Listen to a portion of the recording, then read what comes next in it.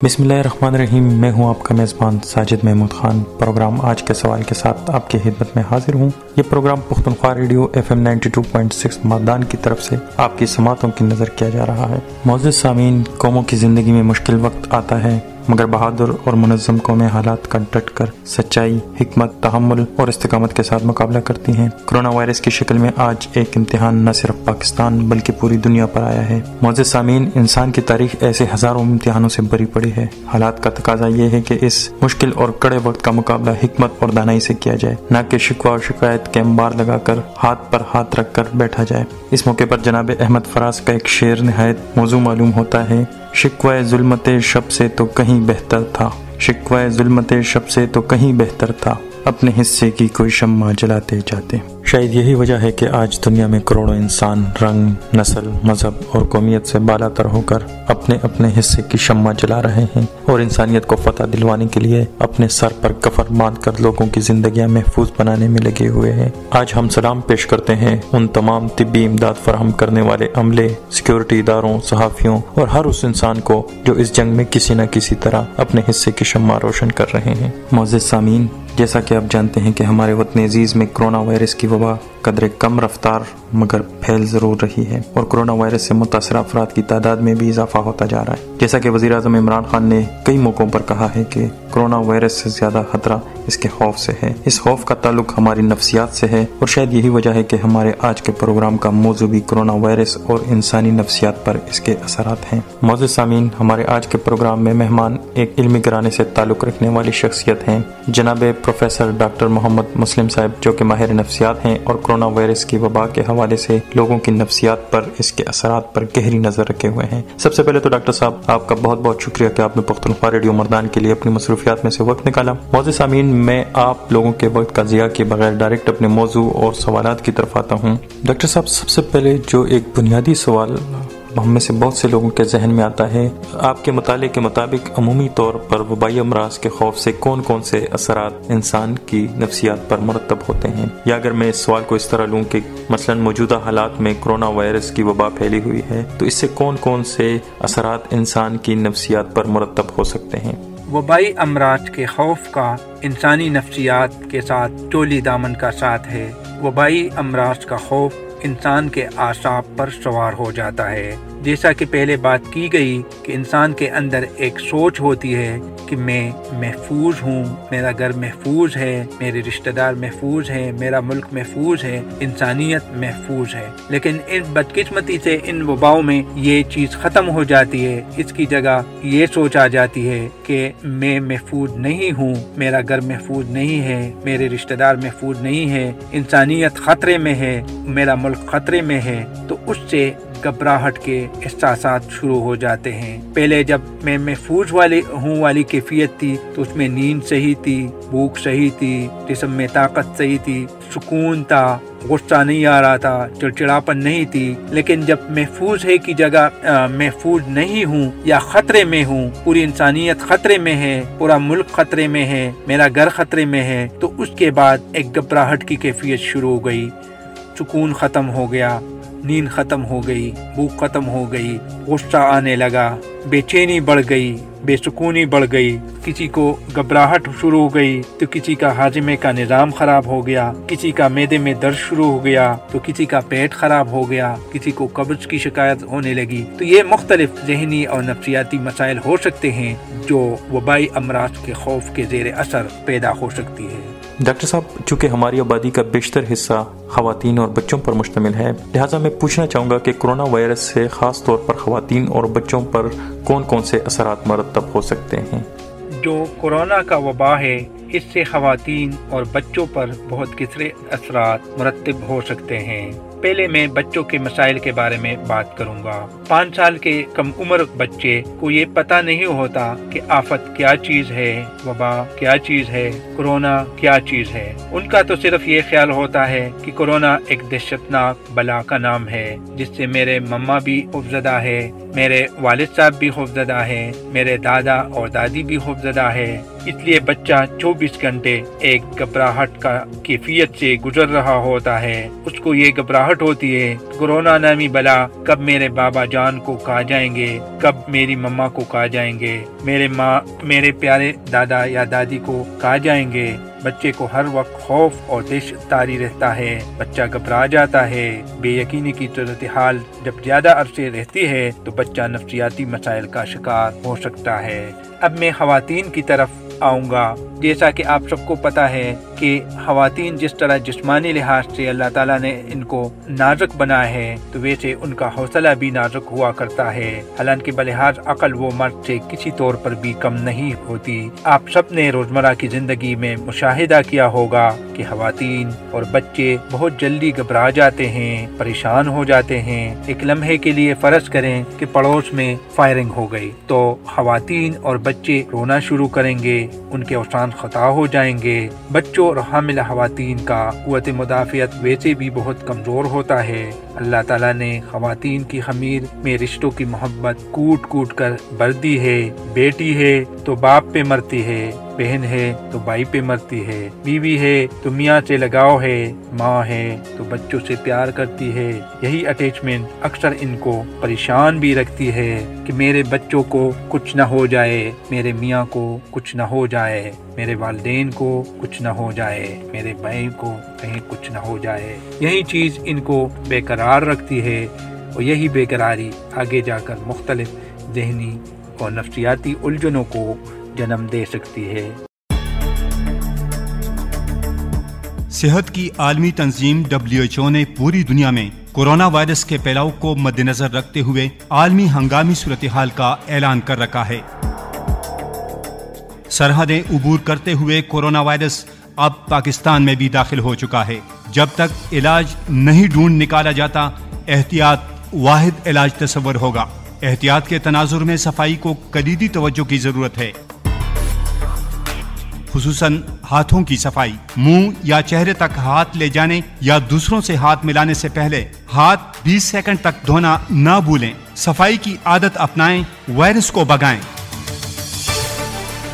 مفاد عامہ کا یہ پیغام آپ کے لیے پختونخوا ریڈیو سے پیش کیا گیا۔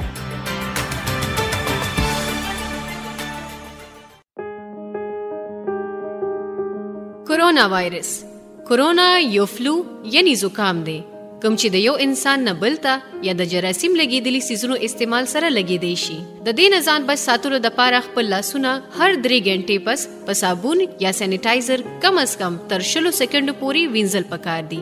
د خطرې په دې ورځو کې یو بل سره د لاس او غاړه ملاولو نه ډډه وکړئ۔ د استعمال په عام ځایونو کې د دروازو، د پوړو جنگلو او د گاڑی دروازو وغیرہ باندې غیر ضروری لاس ملګوئ۔ که کولی شئ نو د کپړې نری دستانې استعمال کړئ۔ که په چا کې د زکام علامات وي نو سمدستي ورته ماسک واچوئ او هسپتال ته یې ورسوئ۔ د متاثره شوي خلکو نه کم از کم 6 فوټه لرې اوسئ۔ د مشرانو او حاملو زنانو ډیر خیال وساتئ۔